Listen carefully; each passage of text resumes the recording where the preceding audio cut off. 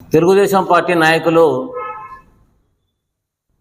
అనంతపురంలో హెచ్ఎల్సి కాలనీలో వైఎస్ఆర్సీపీ పార్టీ దగ్గరికి పోయి, అంటే అక్కడ వైఎస్ఆర్సీపీ పార్టీ నూతనంగా నిర్మాణం చేస్తూ ఉన్నారు. దాదాపుగా 80% పనులు అక్కడ అయిపోయాయి.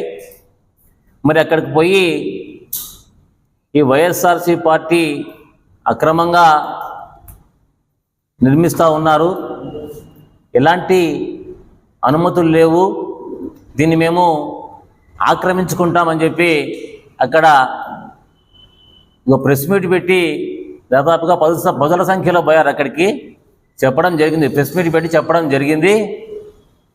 మరి తెలుగుదేశం పార్టీ నాయకులు ఒక మాట మాకు ముందు చెప్పింటే అక్కడ వాళ్ళకు కాఫీ స్నాక్స్ కూడా అరేంజ్ చేసి మాకు ఉన్నటువంటి పర్మిషన్లు ఏమైతే ఉన్నాయో అవన్నీ కూడా చూపించే వాళ్ళం. మేము తెలుగుదేశం పార్టీ నాయకుల తీరు ఎట్లా ఉందంటే గురువింద గింజ సామెతను గుర్తు చేస్తూ ఉంది. గతంలో మీరు చూస్తే ప్రభుత్వ స్థలాలు ఏవైతే ఉంటాయో అవి పార్టీ కార్యాలయాలకు వినియోగించుకోవచ్చు, దాన్ని లీజుకు తీసుకోవచ్చు అని చెప్పి ఒక జీవో తెలుగుదేశం పార్టీ హయాంలోనే వచ్చిందన్న సంగతి బహుశా వాళ్ళు మర్చిపోయినారేమో. మరి అంతేకాకుండా దాదాపుగా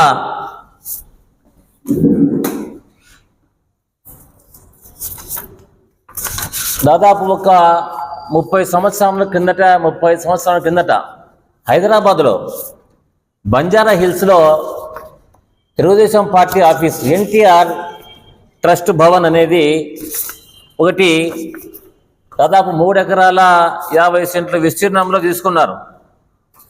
మరి ఆ రోజు పెద్ద ఆయన ఎన్టీఆర్ గారు ఆయన వచ్చేసి పార్టీ ఆఫీస్కి అని చెప్పేసి ఆ రోజు 3.5 ఎకరాలు లీజుకు తీసుకోవడం జరిగింది. తర్వాత కాలక్రమేణా వాళ్ళు ఏం చేశారంటే ఎన్టీఆర్ ట్రస్ట్కు దాన్ని బదలాయించేశారు. మరి అంతేకాకుండా మీరు చూస్తే గుంటూరులో కూడా ఈ విధంగానే ఎకరా వచ్చేసి గుంటూరులో మీరు చూస్తే ఎకరా 1000 రూపాయలు నామినల్ రేటు పెట్టి సంవత్సరానికి ఎకరాకు 1000 రూపాయలు, 33 సంవత్సరాలకు లీజుకు తీసుకున్నది వాస్తవం కాదా? మరి అదేవిధంగా మంగళగిరి పార్టీ ఆఫీస్ ఏదైతే ఉందో అది కూడా ప్రభుత్వ స్థలమే. మరి దానికి కూడా ఎలాంటి అనుమతులు లేవన్న సంగతి మీరు బహుశా మర్చిపోయారేమో. మరి ఇంకా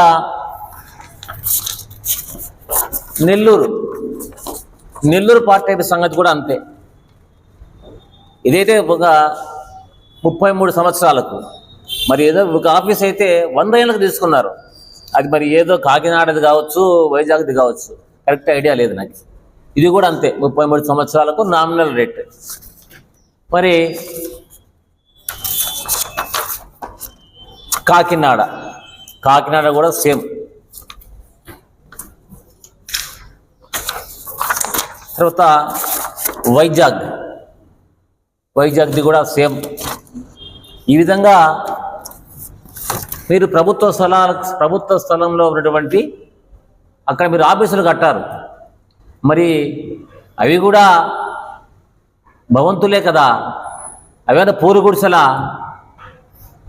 అంటే మేము వైఎస్ఆర్సీ పార్టీకి సంబంధించి ఆఫీసు భవనాలు కట్టుకుంటే వాటిని మీరు ప్యాలెస్లు అని చెప్తారు. మరి ఇవి ఏంటివి? ఇవేమన్నా పూరి గుడిసలా, కొట్టాలా, పాకలా, ఈత కొట్టాలా, బోధ కొట్టాలా? మరి మేము అధికారంలో ఉన్నప్పుడు ఎప్పుడూ కూడా మీ ఆ పార్టీ ఆఫీసుకు సంబంధించి కనీసం రాష్ట్ర వ్యాప్తంగా మీ ఆఫీసు గేటు కూడా మేము టచ్ చేయలే. ఇంతవరకు కూడా మేము సభ్యతగా, సంస్కారంగా, విజ్ఞతతో వ్యవహరించాం. మరి మీరు చూస్తే మరి పదుల సంఖ్యలో పోయారు, ప్రెస్ మీట్లు పెట్టినారు. ఇంకా ఘోరమైన విషయం ఏమంటే 2 days బ్యాక్ ఏమో మహిళలు పోయారు. మరి కనీసం మాజీ ముఖ్యమంత్రి అయినటువంటి గౌరవం లేకుండా జగన్ గారి ఫోటో పెట్టి చెప్పుల దండ వేశారు అక్కడ. మరి ఇది ఎంతవరకు సమంజసం? ఇది మీ విజ్ఞతకే వదిలేస్తూ ఉన్నాం. మరి మా పరిపాలన బాగాలేదని చెప్పేసి ప్రజలు మీకు పట్టం కట్టారు. 164 సీట్లు ఇచ్చారు. మరి మీకు మీ అదృష్టం ఏమంటే కేంద్రంలో కూడా బీజేపీ పార్టీ ఏర్పాటులో కీలకమయ్యారు. మరి ప్రజలు, రాష్ట్ర ప్రజలు మీ మీద ఎన్నో ఆశలు పెట్టుకున్నారు. మరి ఆ ఆశలను నెరవేర్చే దిశగా మీరు ప్రయత్నం చేయండి. ప్రత్యేక హోదా కావచ్చు, రైల్వే జోన్ కావచ్చు, ఇంకా పోలవరం కావచ్చు. మరి ఇలాంటి విభజన హామీలు చాలా ఉన్నాయి. మరి కేంద్రం మీరు ఏమి చెప్పినా కూడా ఆ దిశగా పరిష్కరించే, నిధులు ఇచ్చే దిశగా ఆలోచన చేసే పరిస్థితిలో ఉంది. కాబట్టి ఆ దిశగా మీరంతా ప్రయత్నం చేసి రాష్ట్రాభివృద్ధి కోసం కృషి చేయండి తప్ప ఇలాంటి సంస్కారం లేకుండా కార్యక్రమాలు చేపట్టడం మంచి పద్ధతి కాదని చెప్పేసి తెలియజేస్తూ ఉన్నాం. మరి మాకు నోటీసు కూడా ఇచ్చారు, మీరు లీగల్గా ఇచ్చారు, అఫీషియల్గా ఇచ్చారు. మరి మున్సిపల్ కార్పొరేషన్ అనంతపురం వాళ్ళు ఇచ్చారు అక్రమ కట్టడం అని చెప్పి, ఆహుడా వాళ్ళు ఇచ్చారు అక్రమ కట్టడం అని చెప్పి.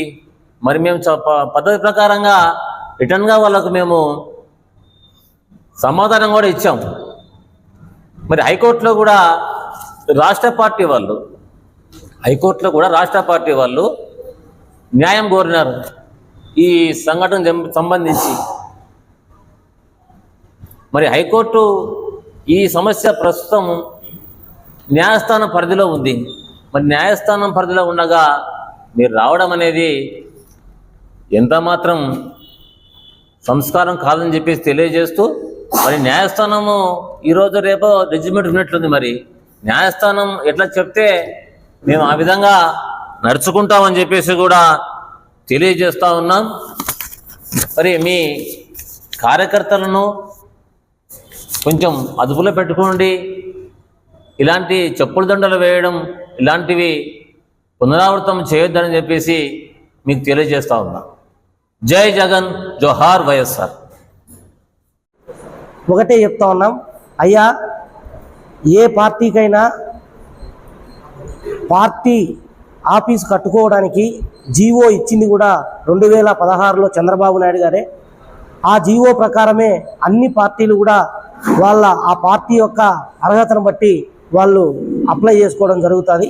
కాబట్టి ఇక్కడ అనాథరైజ్డ్గా నిర్మించారు అని చెప్పి ఒక తప్పుడు ప్రచారానికి తెర లేపడానికే ఈ శాసనసభ్యులు కానీ, బాధ్యతాయుతమైనటువంటి పార్టీ అధ్యక్షులు కానీ ఆ ఆఫీసుకు వెళ్ళడం అనేది ఎందుకంటే ఒక పార్టీ ఆఫీసుకు ఇతర పార్టీ వ్యక్తులు ఎలా వెళుతారో ఒకసారి ఆలోచన చేయాల్సిన అవసరం ఉందని చెప్పేసి కూడా తెలియజేస్తా ఉన్నాం. అంతేకాకుండా మొన్నటి రోజున ఒక ఆమె ఒక చర్యకు పాల్పడితే ఆమెకు మీకు ఏం తేడా ఉంది, కనీసం ఆలోచించాలని చెప్పేసి కూడా విజ్ఞప్తి చేస్తూ ఉన్నాం. 7,38,000 రూపాయలు VLT కట్టాం. అదేవిధంగా MRO గారితో ల్యాండ్కు సంబంధించినటువంటి పొజిషన్ సర్టిఫికేట్ కూడా తీసుకోవడం జరిగింది. హ్యాండ్ ఓవర్ సర్టిఫికేట్ కూడా ఎంఆర్ఓ గారితో తీసుకోవడం జరిగింది. కాబట్టి అనుమతులు ఏవైతే అనుమతులు ఉన్నాయో, బిల్డింగ్ పర్మిషన్ ఉందో ఆ పర్మిషన్ అప్లై చేశాము. అది అండర్ ప్రాసెస్లో ఉన్నట్లు ఎన్నికల కోడ్ ఇవన్నీ రావడంతో అప్లై చేశాము. అవి లేవని చెప్పేసి ఇది అక్రమైన నిర్మాణం అని చెప్పి మీరు ఇట్లాంటి దుశ్చర్యలకు పాల్పడడం అనేది మంచి పద్ధతి కాదు. అదేవిధంగా వైఎస్ఆర్ కాంగ్రెస్ పార్టీకి సంబంధించినటువంటి ఆఫీసుకు ఇతర పార్టీ నాయకులు వెళ్ళడం అనేది ఇది ఒక కొత్త సంస్కృతి.